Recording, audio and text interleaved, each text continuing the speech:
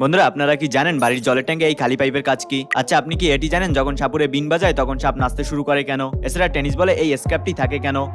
তো বন্ধুরা, রহস্যের সমাহারের এবারের ভিডিওতে এরকমেরই কিছু ইন্টারেস্টিং ফ্যাক্ট সম্পর্কে জানতে চলেছেন। তাই ভিডিও শুরু করার আগে ভিডিওটিতে একটি লাইক করে দিন।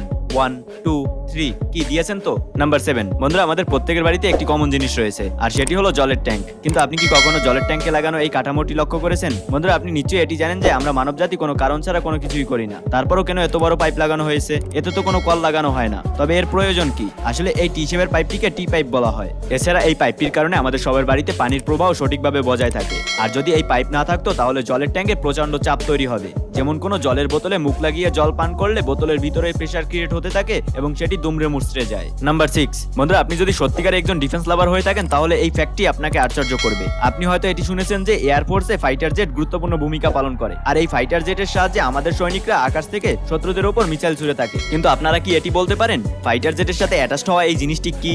সাধারণত আমরা এটি মনে করি যে ফাইটার জেটের সাথে অ্যাটাচড হওয়া এই জিনিসটি রকেট, কিন্তু বাস্তবে এটি রকেট নয়, বরং এটি অন্য কাজের জন্য লাগানো থাকে। এটিকে ড্রপ ট্যাঙ্ক বা এক্সটার্নাল ট্যাঙ্ক বলা হয়। এটি দেখতে রকেট মনে হলেও এটি আসলে রকেট নয়, এটি একটি রিচার্জেবল ফুয়েল ট্যাঙ্ক। এই ট্যাঙ্কে একবারে 600 ইউএস গ্যালন বা প্রায় 2300 লিটার ফুয়েল রাখা যায়, যাতে করে প্রতিটি ফাইটার জেট তাদের ইমার্জেন্সি সময় এটি ব্যবহার করতে পারে। এছাড়া এটি রিচার্জেবল রাখা হয়েছে এই কারণে যাতে পাইলট এটি যে কোনো পরিস্থিতিতে এটিকে ফেলে দিতে পারে এবং জেটের স্পিড বাড়াতে পারে। নাম্বার 5, আমরা আজ পর্যন্ত যতগুলি সুপার কার দেখেছি তার বেশিরভাগ সময় আমরা এই স্ট্রাকচারটি দেখতে পাই। কিন্তু কখনো না কখনো আপনার মনে এই প্রশ্নটি নিশ্চয়ই এসেছে যে এর কাজ কি? আসলে যখন গাড়ি স্ট্রেট লাইনে চলাচল করে তখন তার টায়ার এবং ফোর্সের ডিরেকশন একই দিকে হয়ে থাকে, আর যখন গাড়িটিকে টার্ন করা হয় তখন গাড়িটিতে অনেকগুলি ফোর্স একসঙ্গে কাজ করতে থাকে, আর এই ফোর্স গাড়িগুলিকে ইমব্যালেন্স করে দেয়, যার কারণে এগুলো অ্যাক্সিডেন্ট করে ফেলে। আর সমস্যা থেকে মুক্তি পাওয়ার জন্য আধুনিক গাড়িতে এমন ব্যাক উইংস লাগানো থাকে। এটি গাড়িকে আরো ডাইনামিক করার সাথে সাথে ব্যালেন্স করতেও সাহায্য করে থাকে এবং মোড় ঘোরার সময় এই উইংসগুলি নিজেদের মধ্যে সমস্ত ফোর্স বজায় রাখতে নিম্নমুখী ফোর্স প্রয়োগ করে, যাকে ডাউন ফোর্স বলা হয়, যার কারণে যে কোনো স্পোর্টস কার তার সর্বোচ্চ গতিতে ঘুরতে সক্ষম হয়। নাম্বার 4, বন্ধুরা, আপনি নিশ্চয়ই এটিকে খুব ভালোভাবে চিনতে পেরেছেন। হ্যাঁ, আপনি সঠিক ভেবেছেন, এটি একটি টেনিস বল। কিন্তু আমরা সবাই আমাদের শৈশবে টেনিসের চেয়ে বেশি ক্রিকেট খেলেছি, এবং ক্রিকেট খেলার সময় আপনি অবশ্যই টেনিস বলের এই কার্ভগুলি লক্ষ্য করেছেন। কিন্তু আপনি কি জানেন এগুলোর পেছনের আসল কারণ কি? আসলে টেনিস বল দুটি সার্কুলার শেপের রাবার টুকরো জোড়া দিয়ে তৈরি করা হয়, আর এই রাবারটির ভিতরে সম্পূর্ণ ফাঁকা থাকে যা আঠা দিয়ে লাগানো হয়। এছাড়া টেনিস বলের বাহিরে একটি স্পেশাল ফিল্ডের লেয়ার লাগানো হয় যা এই বলটিকে এভাবে দারুণ শেপ দিয়ে জোড়া দিয়ে দেয়, আর এভাবে জোড়া লাগানোর কারণে এরকমের লাইন তৈরি হয়। এছাড়া বলের এই লাইনের জন্য পারফেক্ট স্পিন আসে, আর এতে বলের স্ট্রেংথ বাড়ে, আর বলে যদি এই লাইন না থাকে তবে বল জলদি ফেটে যাবে।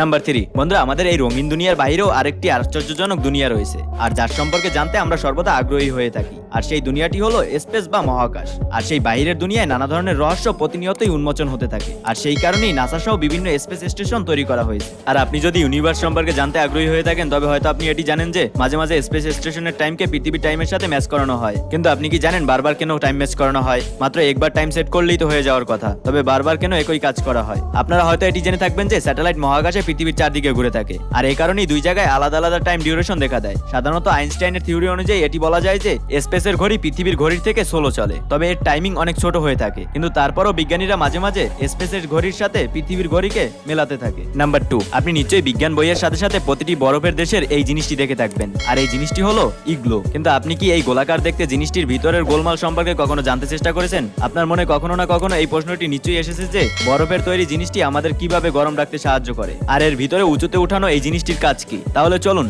এর পেছনের কারণ জানা যাক। আপনি হয়তো এটি শুনেছেন যে একটি লোহা আরেকটি লোহাকে কাটে, ঠিক সেরকমেরই বরফ দিয়ে তৈরি জিনিসটি বরফযুক্ত ঠান্ডা হাওয়াকে গরম করতে সাহায্য করে থাকে। মানুষ বরফকে কংক্রিট করে ইটের মতো তৈরি করে, আর এই ইটগুলি বাহির থেকে কিছুটা এরকমের ডোম শেপ আর ভিতর থেকে এরকমের এলিভেটর শেপ দিয়ে থাকে, আর এর ভিতরে জমা হওয়া গরম হাওয়া হালকা হওয়ার কারণে উপরের পার্টে থাকে আর ঠান্ডা হাওয়া নিচের পার্টে। আর আপনি যাতে গরম হাওয়া খুব ভালোভাবে উপভোগ করতে পারেন তাই এর ভিতরে এরকমের উঁচুতে ওঠানো থাকে, যার উপরে ইগলুতে থাকা মানুষ বসে থাকে। নাম্বার 1, বন্ধুরা, আপনারা সবাই নিশ্চয়ই অনেকবার মুভিতে নাগিনের সামনে বিন বাজাতে দেখেছেন, এবং প্রথমে সবাই এটি মনে করে যে সাপটি বিনের আওয়াজ পছন্দ করে এবং সেজন্য এটি বাইরে বেরিয়ে আসে এবং নাচতে শুরু করে। কিন্তু আপনি জানলে অবাক হবেন যে আসলে সাপ এই শব্দ শুনতেই পায় না। এর কারণ হলো সাপ বধির। এছাড়া সাপের কোনো স্বাভাবিক বোঝাপড়া নেই। তাহলে আপনার মনে এই প্রশ্ন জাগে যে সাপ যদি এই আওয়াজ শুনতেই না পায় তাহলে বিনের আওয়াজে কেন বের হয়ে আসে এবং নাচতে শুরু করে? আসলে সাপ শুনতে না পেলেও অনুভব করতে পারে। এছাড়া যখন বিন বাজানো হয় তখন মাটিতে কম্পন তৈরি হয় যা সাপ হুমকি মনে করে এবং বেরিয়ে আসে, এবং সাপটি নাড়াচাড়া করতে শুরু করে, যাকে আমরা নাচ বলি, যা আসলে সাপের পক্ষে নিজেকে রক্ষা করার উপায়। তো তো বন্ধুরা, রহস্যের সমাহারের এবারের ভিডিওটি এই পর্যন্তই। ভিডিওটি কেমন লেগেছে তা কমেন্টে জানান। ভিডিওটি ভালো লাগলে একটি লাইক করুন আর এরকমেরই ভিডিও পেতে রহস্যের সমাহার চ্যানেলটি সাবস্ক্রাইব করুন এবং পাশে থাকা বেল আইকনে প্রেস করুন।